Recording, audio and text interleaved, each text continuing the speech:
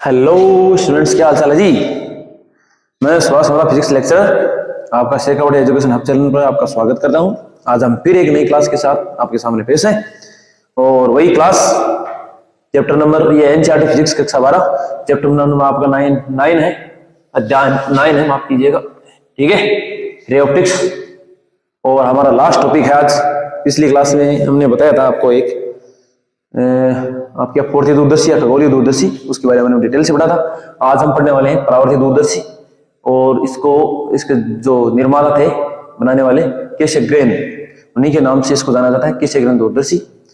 तो ये मैं थोड़ी सी आपको इसको बताने की कोशिश करता हूँ कि अपवर्ती जो हमने दूरदर्शी बनाई थी, अपवर्ती दूरदर्शी बनाई थी, उसमें अभिदर्शक जो लेंस था वो थोड़ा सा बड़ा लेना चाहिए, मतलब उसको बड़ा लेना चाहिए था, ताकि उससे क्या है जी ज्यादा से ज्यादा उसके अंदर प्रकाश समा जाए और बनने वाला जो प्रतिबिंब है वो बहुत बेहतर बने।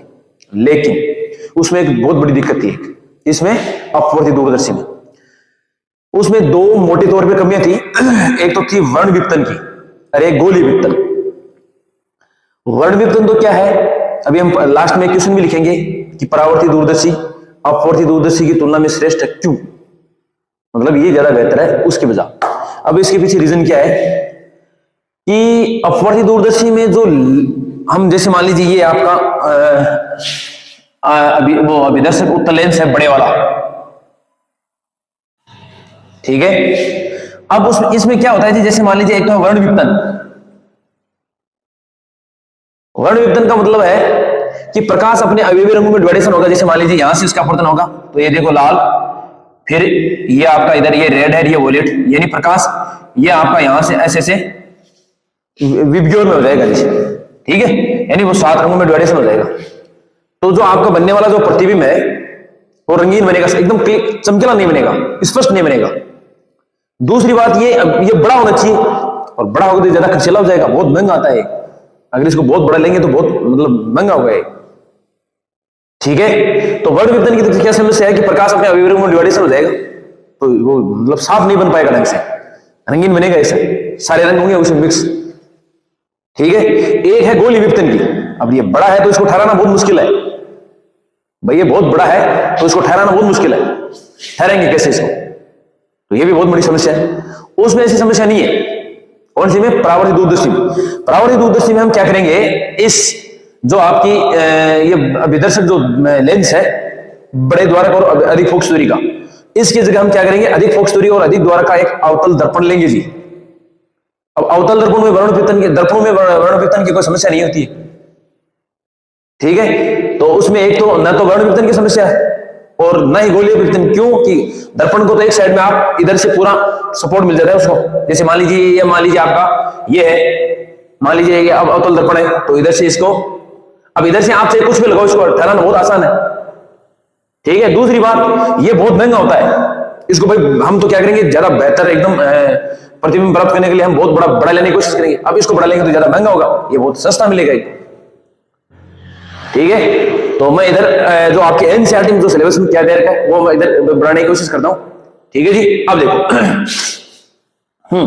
तो देखिए तो देखिए हमें ये आपकी एक बेलनाकार नली होती है एक तरह की, ठीक है। और यहां पर हम क्या करने वाले हैं, ये आपका एक परवलय का अवतल दर्पण काम में लेते हैं जी, ठीक है। थोड़ा मैं इधर बना लेता हूं, ज्यादा बेहतर रहेगा, इधर हम थ्योरी वगैरह लिख दें, ठीक है। थोड़ा इधर बना लेते हैं, इधर ऐसे ऐसे,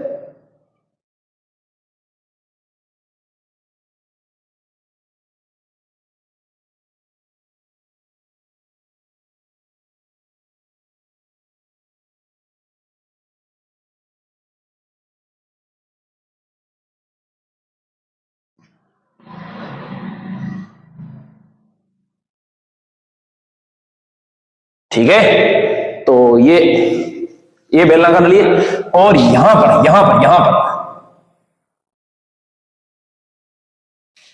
ठीक है अवतल दर्पण है, हाँ जी, ये परवलयाकार है। अब हम क्या करने वाले हैं, यहां पर एक एक ट्यूब लगी होती है ऐसे। अब ये क्यों लगी होती है, इसका भी एक रीजन है भाई। जैसे मान लीजिए ये आपकी प्रकाश किरणें तो आने वाली है, ये किधर से आने वाली है, प्रकाश किरणें तो यूं आने वाली है। और परावर्तन के पश्चात जो मुख्य अक्ष के समांतर थी, जैसे मान लीजिए आपकी मुख्य अक्ष है ये, और परावर्तन के पश्चात है यहां से आके और यहां मिल जाती है।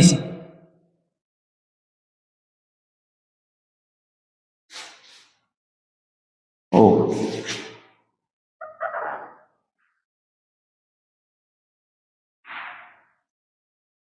यहां मिल जाती। अब हमारा जो मान लीजिए जो प्रेक्षक है, तो प्रेक्षक को यहां होना चाहिए फिर। जैसे मान लीजिए उसकी मैं आंखें बना दूं, या जैसे मेरे को, मैं आंखों का कितना खिलाड़ी नहीं हूं, मान लीजिए यहां होना चाहिए, लेकिन इस जो पिंजरी नुमा या जो बेलनाकार नली इसमें रह नहीं सकता प्रेक्षक। तो हम क्या करने वाले हैं, तो हम यहां पर यहां पर यानी एक फोकस बिंदु से जस्ट पहले एक दूसरा उत्तल दर्पण काम में लेते हैं जी। उत्तल दर्पण की जगह आप समतल दर्पण भी काम में ले सकते हैं। कुछ बुक में मान लीजिए कहीं कहीं समतल दर्पण भी काम लेते हैं, लेकिन हम एनसीईआरटी में जो सिलेबस उसमें यहां पर आप क्या करेंगे, एक दूसरा उत्तल दर्पण काम लेते हैं, जिसको द्वितीयक बोलते हैं जी, द्वितीयक दर्पण बोल देते हैं। हालांकि ऐसा अब यहां पर तो उत्तल दर्पण है, लेकिन यहां पर उत्तल दर्पण काम मिलेंगे, उत्तल दर्पण। ठीक है, तो यहां पर मैं ले देता हूं, यहां से हटा देता हूं इसको, आंखों को तो ठीक है। और यहां पर थोड़ा सा देखिए, यहां पर मैं क्या करने वाला हूं, ये एक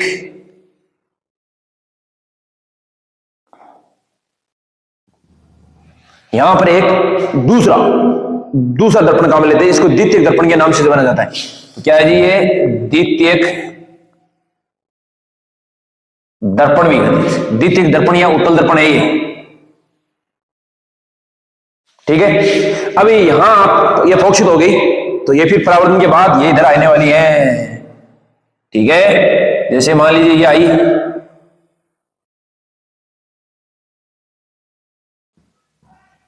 ये प्रकाश किरण जैसे मान लीजिए आ गई आपकी यूं,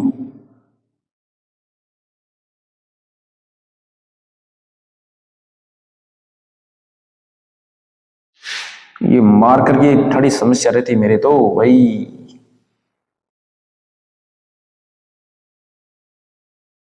और यहां से मान लीजिए ये परावर्तित हो गई, और यहां से ये किरण आती है, ये परावर्तित होके, और यहां पे आपका जो फाइनल होता है एडबल्यूएस बीडबल्यूएस वो यहां बनता है। और यहां हमारी नेत्रिका लगी रहती है, नेत्रिका आंखें।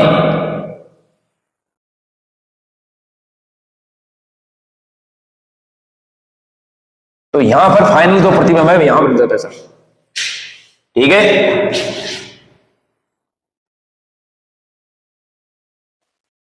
ये एक खोखला बेलनाकार नली होती है ये।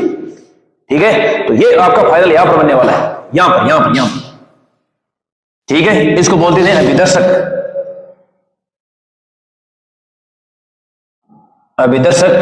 अवतल दर्पण। ठीक है, कट तो नहीं रहा है कहीं, नहीं कहीं नहीं कट रहा, बहुत शानदार आ रहा है एकदम मस्त। ठीक है, तो ये आपका ये नेत्रिका है आपकी, द्वितीयक दर्पण बोलते हैं इसको, अभिदर्शक दर्पण। बिल्कुल एकदम राइट है, ये आपका नेत्रिका है यहां पर। ये लो साहब, ठीक है, तो ये इस टाइप का बनने वाला है जी। ठीक है, तो इस टाइप का आप जरूर बनाएं।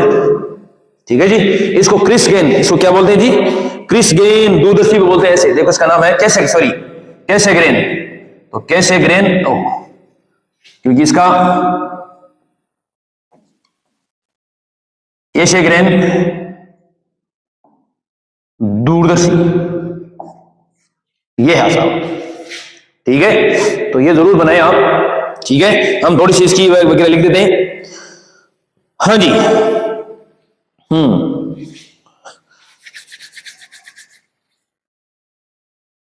तो देखिए बनावट में क्या करने वाले हैं, थोड़ा सा हम इधर लिख देते हैं बनावट वगैरह नोट्स। ठीक है, देख लेता हूं कहीं कट तो नहीं रहा है वीडियो, बिल्कुल नहीं कट रहा है, ठीक है, बिल्कुल एकदम ठीक है। तो ये आपका इसका डायग्राम है, तो मैं इसका लिख देता हूं थोड़ा कि परावर्ती दूरदर्शी में विदर्शक,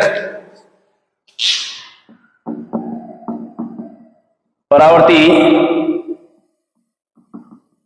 दूरदर्शी में एक अभिदर्शक, अभिदर्शक बड़ी फोकस दूरी में बड़े आकार का,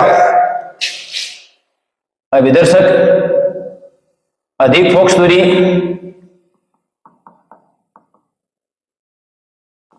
व अधिक द्वारक का अवतल दर्पण काम में लेते हैं, ठीक है। जो एक चौड़ी नली के सिरे पर लगा रहता है, जो एक चौड़ी नली के, जो एक चौड़ी नली के सिरे पर लगा रहता है, ठीक है। नली का खुला सिरा दूर स्थित, नली का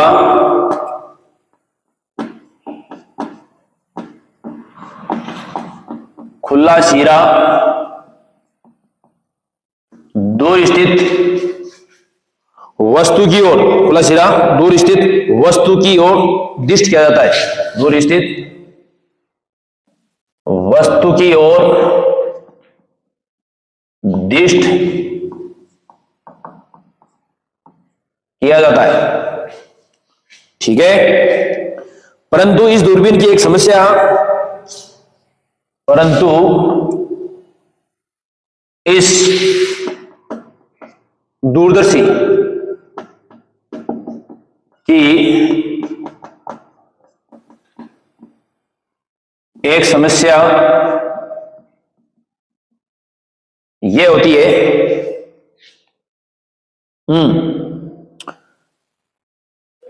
कि अभिदर्शक दर्पण, यह होती है कि अभिदर्शक दर्पण, अभिदर्शक दर्पण दूरदर्शी की नली के भीतर, दूरदर्शी की नली के भीतर प्रकाश को फोक्षित करता है, भीतर प्रकाश को फोक्षित करता है, भीतर प्रकाश को फोक्षित करता है। अतः नेत्रिका व प्रेक्षक को उसी स्थान पर होना चाहिए, अतः नेत्रिका व प्रेक्षक को उसी स्थान पर होना चाहिए जिससे प्रकाश के मार्ग में अवरोध के कारण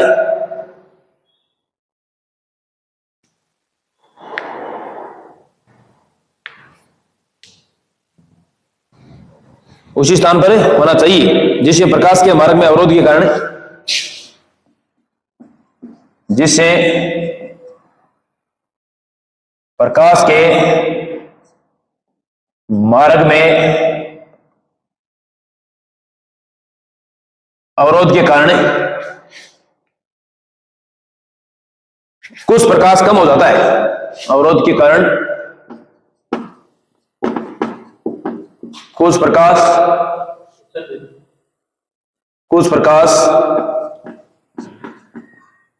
कम हो जाता है, कुछ प्रकाश कम हो जाता है। पूर्णविराम। प्रेक्षक के एक छोटे पिंजरे में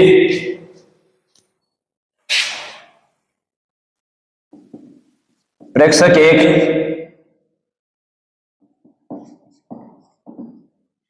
छोटे पिंजरे में दर्पण के फोकस बिंदु के निकट बैठता है। छोटे पिंजरे में दर्पण के फोकस बिंदु के निकट बैठता है। इस समस्या का समाधान करने के लिए, इस समस्या का समाधान करने के लिए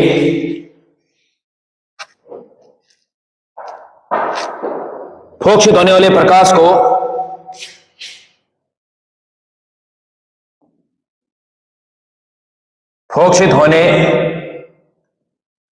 समस्या का समाधान करने के लिए फोकसित होने वाले प्रकाश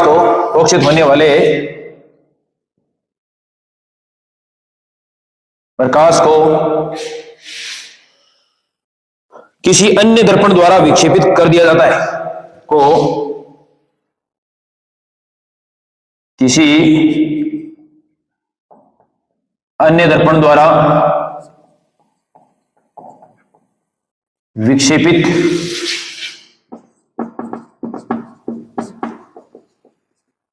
कर दिया जाता है।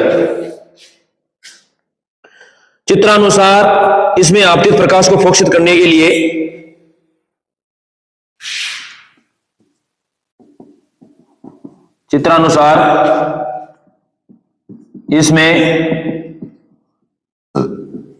आपतित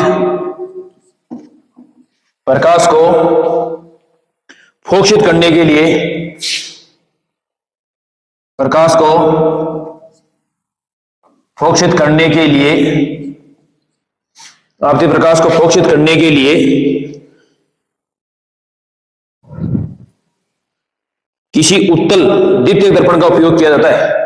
फोकसित करने के लिए किसी उत्तल द्वितीयक दर्पण का उपयोग किया जाता है। देखता हूं कहीं कट तो नहीं रहा है। नहीं कट रहा। बहुत शानदार हो रहा है एकदम। थोड़ा सा इधर कटने की संभावना लग रही है मेरे को। थोड़ा सा ये लो साहब, ठीक है, का उपयोग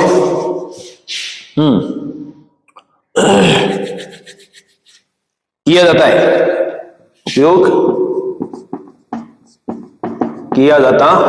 देखो, हो सकता है कि किसी को ये थोड़ा स्पष्ट दिखाई नहीं दे, लेकिन मैं बोल तो रहा हूं ना, तो मेरे साथ साथ नोट से लिख सकता हो। मैं कोई ज्यादा फास्ट नहीं लिख रहा हूं, बिल्कुल एकदम धीरे धीरे, तो मेरे साथ भी लिख सकता है। बहुत बढ़िया नोट्स हैं एकदम। मतलब कहीं उस बच्चे को जाने की जरूरत नहीं है। हमारी जो क्लास ले लेगा उस बच्चे को कहीं नोट्स के लिए भटकना नहीं पड़ेगा। मतलब क्लियर एकदम, ठीक है।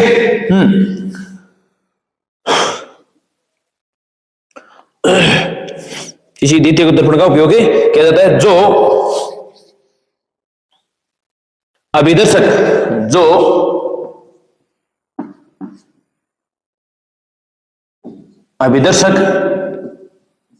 दर्पण के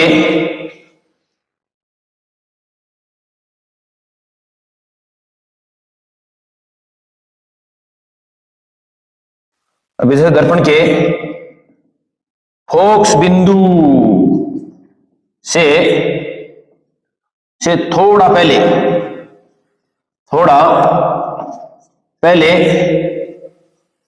रखा होता है, ठीक है। जो अभिदर्शक दर्पण के फोकस बिंदु से थोड़ा पहले रखा होता है, ठीक है। यह दर्पण किरणों को एकत्रित कर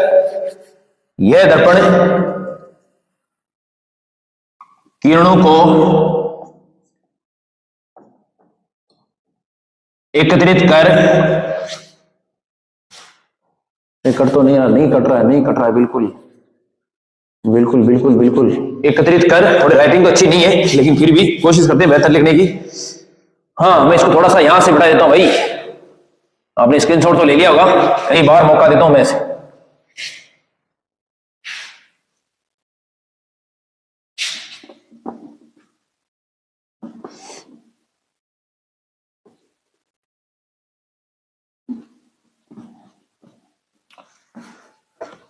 हाँ जी, चलिए तो क्या है, एकत्रित कर देता है। कर नेत्रिका के सामने वस्तु का प्रतिबिंब बनाता है। एकत्रित कर नेत्रिका के सामने, नेत्रिका के सामने वस्तु का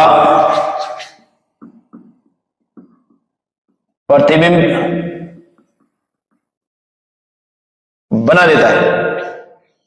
ठीक है, इस दूरदर्शी को इसके आविष्कार के कारण, आविष्कारक के नाम पर इस दूरदर्शी को, इस दूरदर्शी को इसके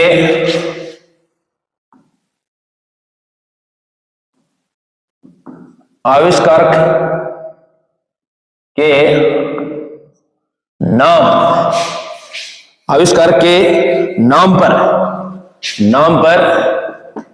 कैसे ग्रेन दूरदर्शी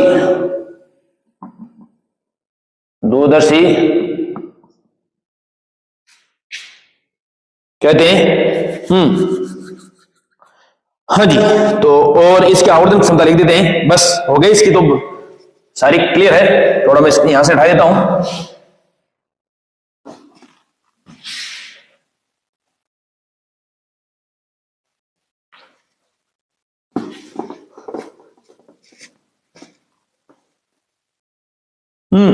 चलिए, हाँ तो देखिए, इसके आवर्धन,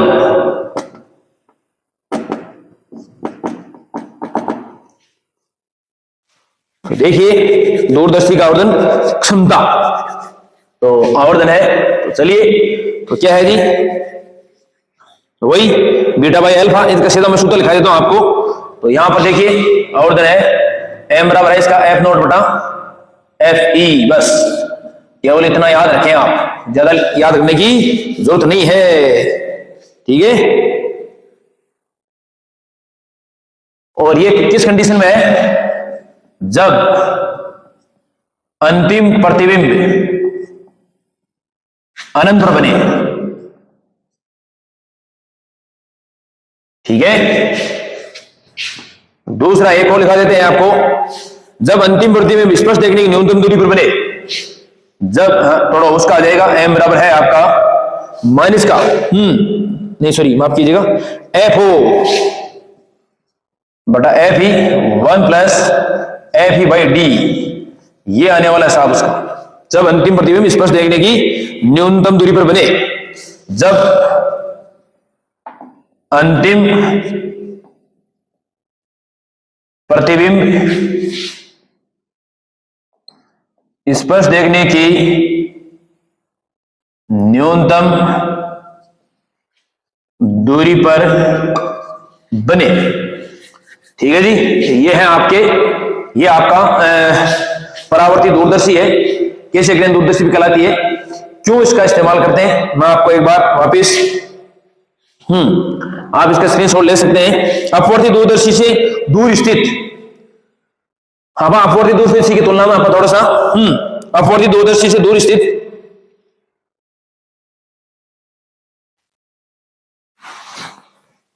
भाई अपवर्ती दूरदर्शी है जो हमने इससे पहले वाली क्लास में पढ़ी है, उसी से है। अगर हम चमकीला मान लीजिए बनाना चाहते हैं तो खासियत क्या होनी चाहिए कि जो अभिदर्शक और उत्तल जो आपका लेंस है वो बड़े द्वारक का होना चाहिए, उसकी खासियत ये होनी चाहिए। ठीक है, हाँ इसका मैंने आपको पहले बताया, क्योंकि अगर मान लीजिए बड़ा होगा तो उस वस्तु से जो अनंत पर स्थित है, उस वस्तु से आने वाला प्रकाश है वो ज्यादा से ज्यादा उस लेंस में घुस जाए।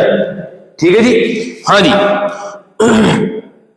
लेकिन इस अगर मान लें, लेकिन ये लेंस ने ठहराना बहुत मुश्किल है, मतलब इसको ठहराना बहुत मुश्किल है इस लेंस को। इसको जो अगर हम इतना बड़ा कर लेंगे कि साहब बहुत बड़ा कर लिया तो उसको ठहराना बहुत मुश्किल हो जाएगा। दूसरी बात बहुत खर्चीला हो जाएगा वो। ठीक है,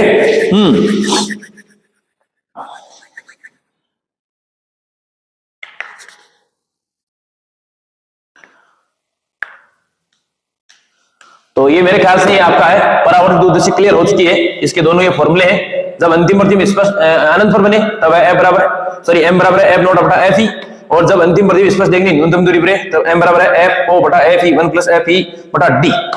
ठीक है, अब हम पढ़ने वाले हैं विशेषताएं। विशेषता या क्वेश्चन एक और है कि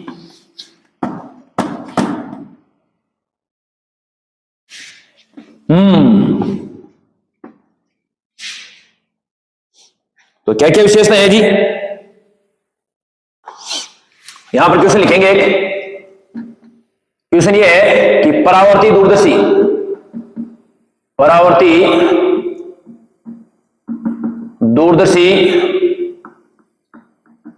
अपवर्ती दूरदर्शी से श्रेष्ठ है, क्यों? तो ये आपका इसका आंसर, तो कई कारण है। पहला पॉइंट देखिए, बहुत आसान एकदम। एक तो अपवर्ती दूरदर्शी की तुलना में अधिक चमकीला बनाएगा परावर्ती। दूसरी बात, अपवर्ती दूरदर्शी महंगी ज्यादा है, ये सस्ती है। एक वर्ण विपतन की समस्या नहीं होती है इसमें, उसमें वर्ण विपतन की समस्या होती है। इसमें ना तो गोली विपतन की होती है, उसमें गोली विपतन की होती है। ठीक है, चलिए तो पहला पॉइंट क्या लिखते हैं जी हम लोग? क्या लिखेंगे? टेबल बना के कर देता हूं, शायद बेहतर रहेगा मेरे ख्याल से। तो इधर लिख देते हैं परावर्ती दूरदर्शी और टेलीस्कोप, और ये आपका है अपवर्ती। ठीक है, और इसमें पहला है पहला कारण लिख देते हैं हम लोग। इसमें कम चमकीला बनता है इसमें अंतिम प्रतिबिंब या प्रतिबिंब कम चमकीला बनता है, चमकीला बनता है, और इसमें अधिक चमकीला बनता है।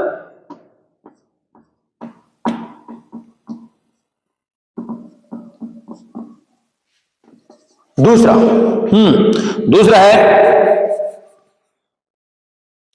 इसमें वर्ण विपतन की समस्या रहती है।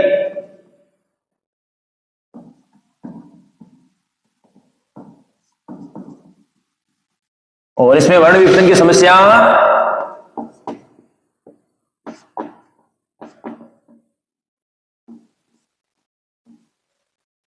नहीं रहती है, क्योंकि दर्पणों में वर्ण विपतन की समस्या होती नहीं है बिल्कुल भी। ठीक है, उसके बाद है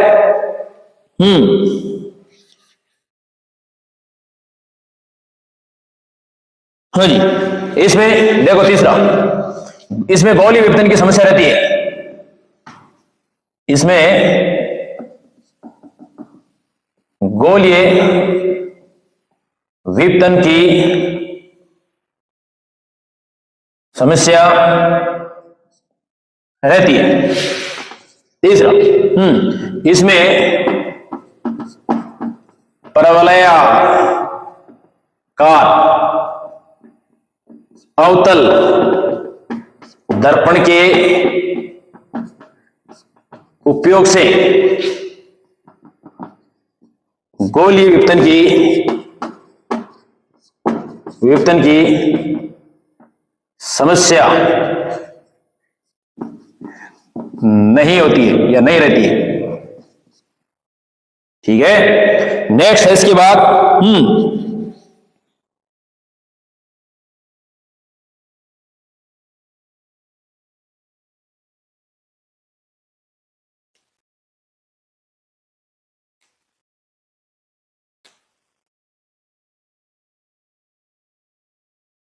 इसकी चार देखो,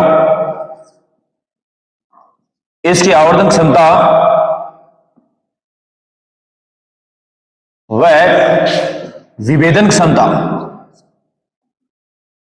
कम, और इसकी चौथा, इसकी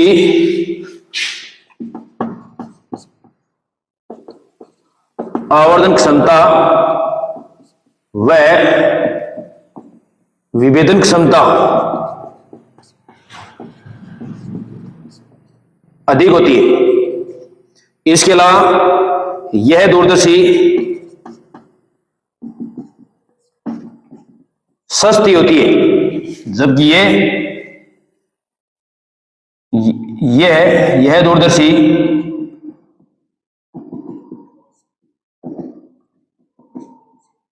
महंगी होती है साहब। ठीक है, तो ये साहब इसकी मोटी मोटी समस्या है जी। ठीक है, तो ये थोड़ा ध्यान रखें आप।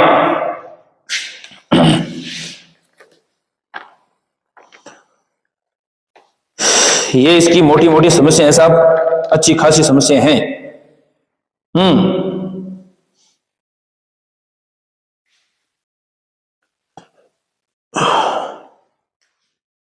भाई ये तो कन्फर्म है भाई, उसमें विदर्शक की जगह हम उसमें ले रहे उत्तल लेंस, इसमें ले रहे दर्पण। तो दर्पण को ठहराना भी बहुत आसान है, उत्तल लेंस को ठहराना मुश्किल है। ठीक है जी। और एक हाँ, इसके अलावा अगर उसको जितना बढ़ा लेंगे, भाई चमकीला नहीं है उसमें, तो चमकीला करने के लिए हम क्या करेंगे, उसमें उसको बढ़ा लेंगे ताकि प्रकाश उसमें ज्यादा से ज्यादा आए और हमारे को प्रतिबिंब भी थोड़ा चमकीला बने। अगर उसको मैं बढ़ा लूंगा तो बहुत खर्चीला हो जाएगा वो, और खर्चीला हो तो उसके बाद ठहराना बहुत मुश्किल है। कई समस्या है। ठीक है जी। तो इन समस्याओं को निदान करने के लिए हमने क्या किया, एक परावर्तित दूरदर्शी बनाई और उसमें अभिदर्शक जो वहां पर उत्तल लेंस था अपवर्तित दूरदर्शी में, उसकी जगह हमने क्या किया, अधिक द्वारा और अधिक फोकस दूरी का एक उत्तल दर्पण ले लिया, परवलयाकार। ठीक है। अब इसमें भी क्या समस्या थी, केवल एक समस्या थी कि ये परावर्तित होने वाली किरणों को फोकस बिंदु पर आपतित करेगा, तो यहाँ पर मतलब प्रेक्षक को रहना चाहिए। तो प्रेक्षक कहां से रहेगा, इस केंद्र के अंदर, ये बेलनाकार नली में थोड़ी रहेगा। तो उसके लिए हमने क्या किया, एक दूसरा एक दर्पण लेके आए, उत्तल दर्पण, और उसको फोकस बिंदु से जस्ट पहले थोड़ा सा पहले, तो सारी सारी ये किरणें इस पर आपतित हुई और फिर परावर्तित होके नेत्रिका पर, यानी हमारी आंख पर जाके प्रतिबिंब बना लेती है, वहां पर भी उत्तल लेंस है। ठीक है, तो ये नेत्रिका लगी रहती है, यहाँ पर बनने वाला फाइनल प्रतिबिंब यहाँ बन जाता है। ठीक है, तो आई होप मेरे ख्याल से समझ में आया होगा आपको। ठीक है, मैंने बेहतर बताने की कोशिश की है, फिर भी अगर आपको ऐसा लगे कि नहीं सर ये तो समझ में नहीं आया, ये बिल्कुल नोट्स एकदम क्लियर कट, ठीक है, तो मेरे ख्याल से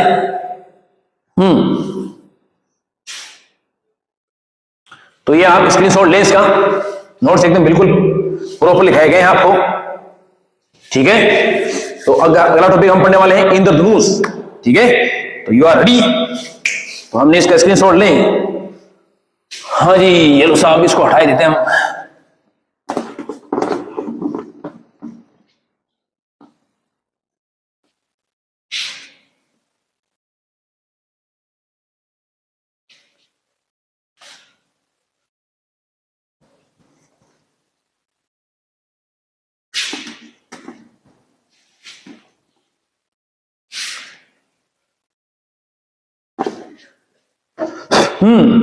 लास्ट टॉपिक हमारा इंद्रधनुष, छोटा सा एकदम बिल्कुल।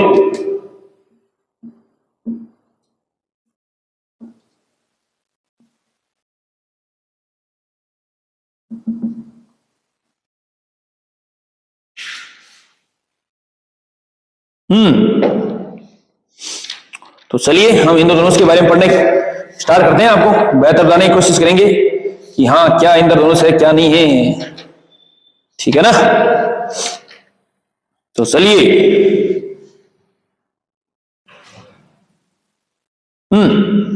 इंद्रधनुष क्या है जी। इंद्रधनुष एक आपको मान कोई भी बंदा है, उसको कोई प्रेक्षक है, उसको आकाश में एक रंगीन पट्टिका दिखाई देती है, सेकेंडरी वाली दो पट्टिकाएं दिखाई देती हैं आपको। ठीक है, उन्हीं को बोलते हैं इंद्रधनुष। तो हम यहाँ पर एक परिभाषा लिख देते हैं, उसके बाद हम पढ़ेंगे आपको किरण चित्र बनाकर। प्राथमिक और द्वितीयक दो टाइप की बनती है, तो उनके बारे में चर्चा करते हैं। ठीक है, तो चलिए लिखते हैं, स्टार्ट करते हैं। इंद्रधनुष एक प्राकृतिक घटना है, यहां लिखेंगे इंद्रधनुष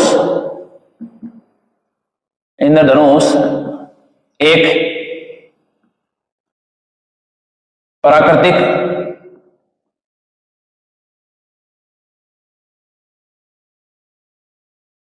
घटना है। एक प्राकृतिक घटना है जो आकाश में प्रेक्षक को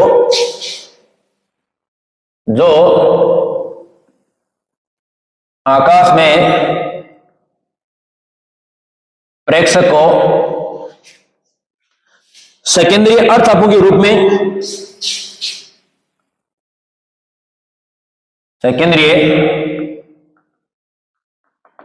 अर्धचापों के रूप में अलग अलग अर्धचापों के रूप में तथा अलग अलग रंगों की, ऐसे लिखेंगे, अर्धचापों के रूप में तथा अलग अलग अलग अलग रंगों की पट्टियों के रूप में दिखाई देता है। अलग अलग रंगों की पट्टियों के रूप में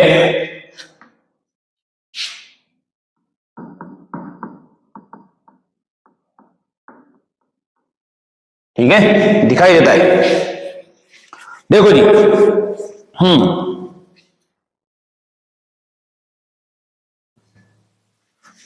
इसके अलावा एक बहुत इंपॉर्टेंट इंद्रधनुष कब कब बनता है? इंद्रधनुष बनने के लिए देखो क्या क्या होती है। प्रकाश अपवर्तन भी होता है, वर्ण विपतन भी होता है, प्रकाश का पूर्ण आंतरिक परावर्तन भी होता है। तीनों घटनाएं होती हैं।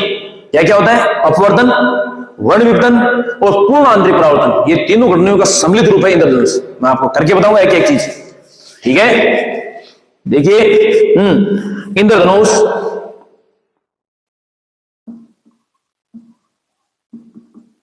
इंद्रधनुष प्रकाश के अपवर्तन,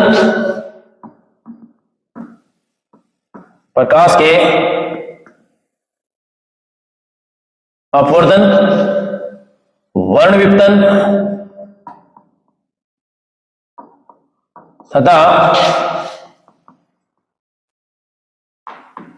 पूर्ण आंतरिक परावर्तन,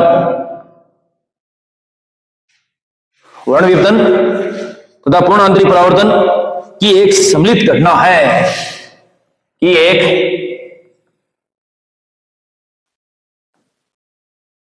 सम्मिलित घटना है।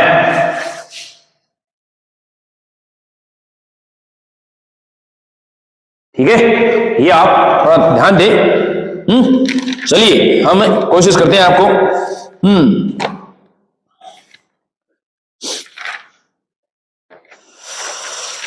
हाँ जी, तो देखिए मान लीजिए कोई एक प्रकाश की बूंद है, ठीक है, बिल्कुल बिल्कुल गोल है एकदम, ठीक है जी। और ये आपकी कोई एक श्वेत प्रकाश की किरण प्रवेश कर रही है यहां पर, तो सूर्य का प्रकाश, ठीक है जी। अब यहां आपको पता है, यहां आते ही ये तो विरल माध्यम से सकल माध्यम प्रवेश करेगी, अब तो अपवर्तन होना है। इसके साथ साथ इस बिंदु पर, इसके साथ साथ इस बिंदु पर वर्ण विपतन भी होने वाला है। क्या होने वाला जी? वर्ण विपतन, ठीक है। तो एक किरण जैसे मान लीजिए यूं चली गई और दूसरी आ गई इधर, तो ये तो होने वाली है रेड, ऊपर लाल नीचे बैंगनी, वर्ण विपतन की समस्या है यहां पर। तो क्या लिखेंगे यहां पर? अपवर्तन व वर्ण विपतन इस बिंदु पर, ठीक है जी। अब देखो तो ये आने वाला है इधर एंड ये आने वाला है इधर आ गया। तो ये तो आपका वोयलेट है और ये रेड है, तो ये इसका थोड़ा सा और इसको यूं दर्शा देते हैं। अब ये आपका ये कोण बनने वाला है 40 डिग्री, ठीक है जी। और ये आपका बनने वाला है 42 डिग्री। क्या बनने वाला है? 42 डिग्री यहां पर, ठीक है जी। और यहां है पूर्ण आंतरिक परावर्तन, पूर्ण आंतरिक परावर्तन, ठीक है। और यहां फिर होने वाला है आपका अपवर्तन, ठीक है जी। तो ये आपको घटना है साहब आप, ठीक है जी। तो इस पर आप थोड़ा सा ध्यान दें, बिल्कुल आसान है एकदम। और ये आपकी है वर्षा की बूंद, वर्षा की बूंद है, ठीक है। ये बिल्कुल देखो वोयलेट है, ये रेड है। थोड़ा सा मैं दर्शा देता हूं एरो से, ठीक है जी। ये आपका बनने वाला जी। इसमें दो टाइप की बनती है, एक तो प्राथमिक इंद्रधनुष, एक है द्वितीयक इंद्रधनुष। प्राथमिक इंद्रधनुष थोड़ी चमकीली बनती है, उसमें लाल रंग तो ऊपर होता है और बैंगनी नीचे होता है, ठीक है। और एक बनती है द्वितीयक इंद्रधनुष, उसमें बैंगनी रंग तो ऊपर और लाल रंग नीचे होता है। ठीक है, हम उनको किरण चित्रों के द्वारा समझने की कोशिश करते हैं जी। ठीक है,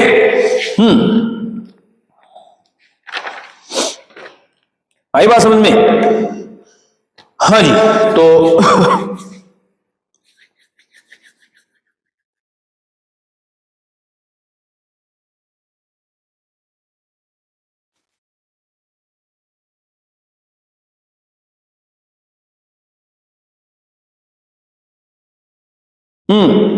बिल्कुल बिल्कुल। तो दो टाइप की बनती है, मैं बताऊंगा यहां पर। सबसे पहले हम बनाने वाले हैं प्राथमिक इंद्रधनुष। कौन सी बनेगी जी? प्राथमिक इंद्रधनुष। ठीक है, चलिए हम बनाने की कोशिश करते हैं, हम बताएंगे आपको किस टाइप से। तो देखिए, बिल्कुल बिल्कुल। तो ये देखो एक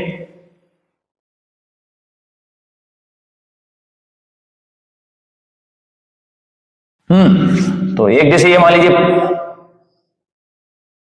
ये आपकी श्वेत प्रकाश की किरण है। क्या जी? ये श्वेत प्रकाश की किरण। ठीक है, और ये आपका सूर्य का प्रकाश है ये तो।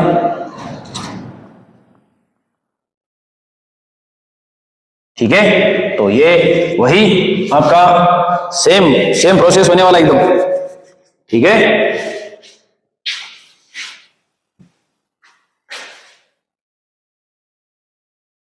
हाँ जी, ये हमारा है प्राथमिक इंद्रधनुष।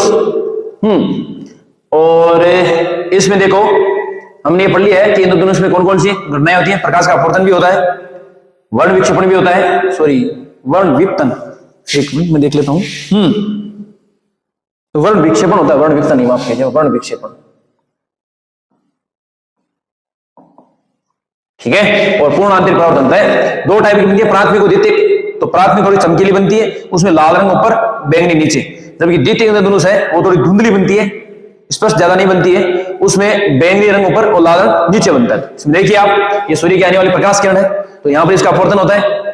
फिर ये देखो इसमें दो बूंदे लिए हुए हैं, ये वर्षा की बूंदे हैं। ये वर्षा क्या है जी? वर्षा की बूंदे, देखो साहब।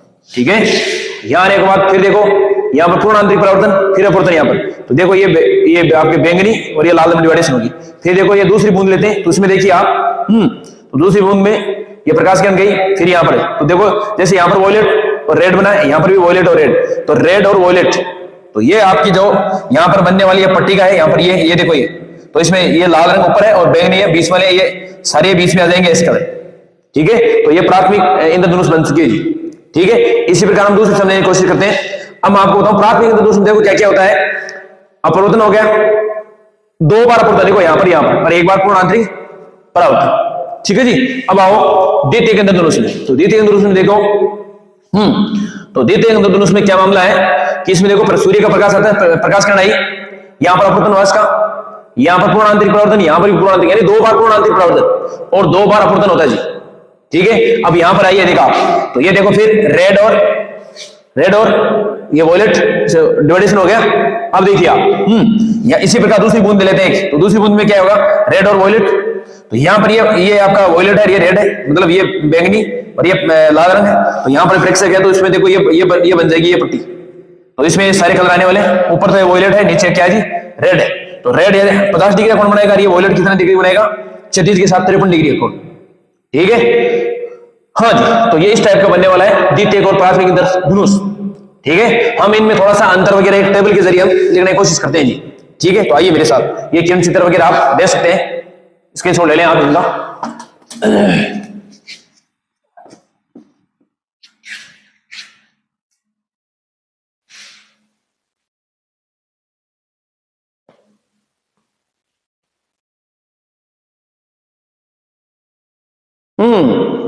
तो प्राथमिक और द्वितीयक इंद्रधनुष में अंतर, तो यहां पर क्या है जी, यहां लिखेंगे प्राथमिक व द्वितीयक इंद्रधनुष में अंतर। ठीक है, ये लो। तो यहां पर हम एक टेबल बना लेते हैं। प्राथमिक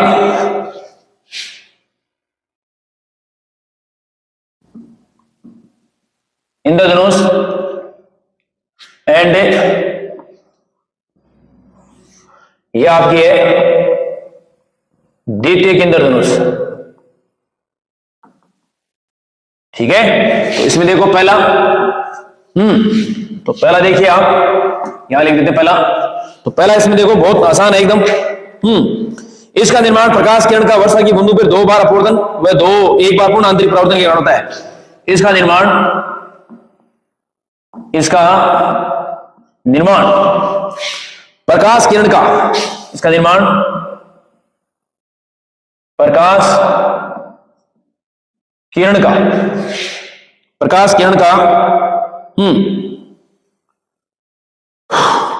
2 बार अपवर्तन, प्रकाश किरण का 2 बार अपवर्तन व 1 बार पूर्ण आंतरिक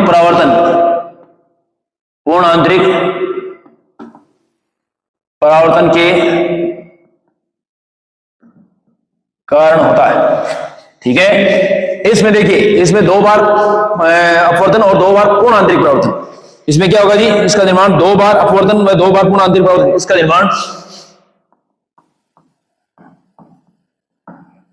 इसका निर्माण 2 बार अपवर्तन व 2 बार पूर्ण आंतरिक परावर्तन के कारण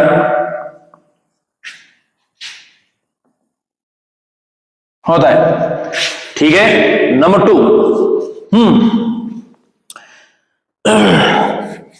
इसमें इस इंद्रधनुष में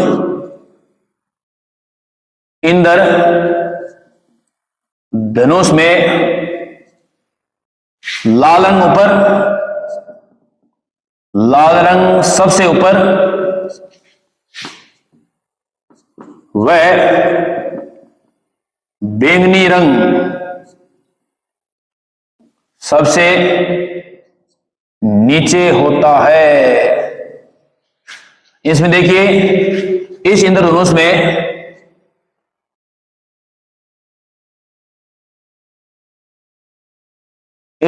में लाल रंग सबसे नीचे, बैंगनी रंग सबसे ऊपर व लाल रंग सबसे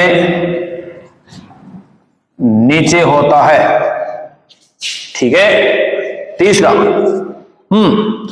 है इसकी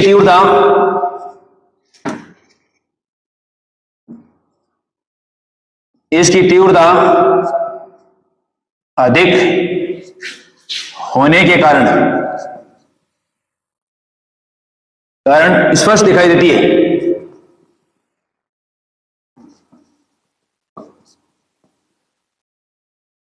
ठीक है, और यह है आपकी इसकी तीव्रता कम होने के कारण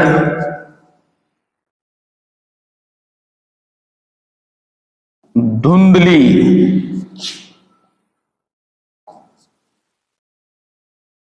दिखाई देती है। एंड 4, इस इंद्रधनुष के लिए दर्शन कोण 2 डिग्री है।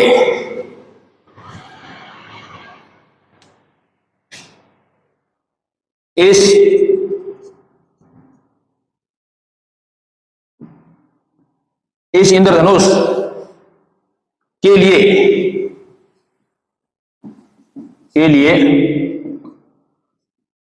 दर्शन कोण 2 डिग्री है, जबकि इस इंद्रधनुष के लिए जब जबकि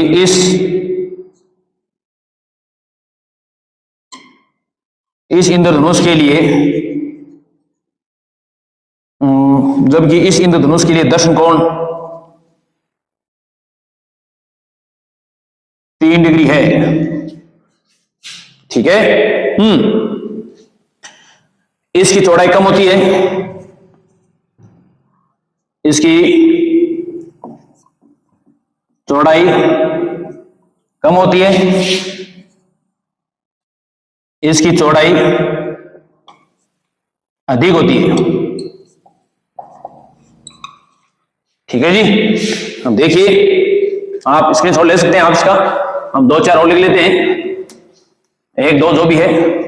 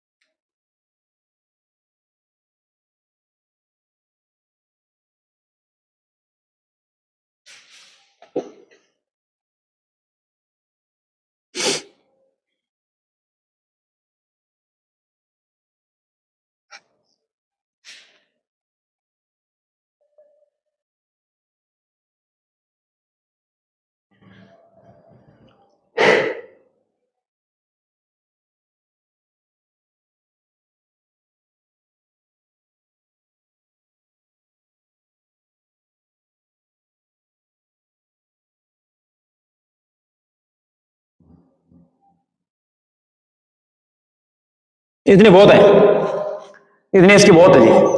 ठीक है। तो आज के लिए मेरे ख्याल से इतना ही है, बहुत है। अगर ये वीडियो आपको अच्छा लगे तो इसको शेयर करें, कमेंट करें, लाइक करें। अगर चैनल पर नए हैं तो इसको सब्सक्राइब करना ना भूलें, बेल आइकन घंटी भी लगाएं ताकि नेक्स्ट क्लास जब भी हम डालें तो आप तक जल्दी पहुंच पाए। आपको सारे नोट्स यहाँ पर उपलब्ध मिल जाएंगे जी। ठीक है, कहीं लिखने की जरूरत नहीं है। हो सकता है कि मैं मान लीजिए यहाँ पर आपको दिखाई नहीं दे रहे, तो वीडियो क्वालिटी बढ़ाएं, जैसे जैसे बोल रहा हूँ वैसे आप लिखते जाए, बेहतर रहेगा आपके लिए। ठीक है। ये 1 नंबर का आने वाला कोई छोटा मोटा क्वेश्चन हो सकता है, जैसे प्राथमिक द्वितीय में कोई दो अंतर लिखी, तो ऐसा आ जाए तो आ जाए आपके राजस्थान बोर्ड में। ठीक है। आरबीसी जो भी है, एनसीईआरटी का सिलेबस है। और आई होप मेरे ख्याल से क्लास आपको समझ में आया होगा। ये वीडियो कोशिश किए, थोड़े बोलने में अगर फास्ट है तो वो भी आप मेरे को जरूर बताएं कि सर आप थोड़ा फास्ट बोलते हैं, मेरे को ऐसा लग रहा है शायद ऐसा हो, और नहीं है तो कोई दिक्कत वाली बात नहीं। वीडियो अगर अच्छा लगे तो आप जरूर मेरे को बताएं कि हाँ सर बहुत बढ़िया है। अगर घटिया लगे तो यहाँ बताएंगे सर बिल्कुल बहुत ही घटिया बना है, कोई दिक्कत वाली बात नहीं, मैं इसमें सुधार करने वाले हैं। लेकिन कमेंट जरूर करें, आप कमेंट नहीं करते बिल्कुल भी। ठीक है। तो हम फिर एक नेक्स्ट क्लास में मिलेंगे, तब तक के लिए गुड बाय, गुड लक।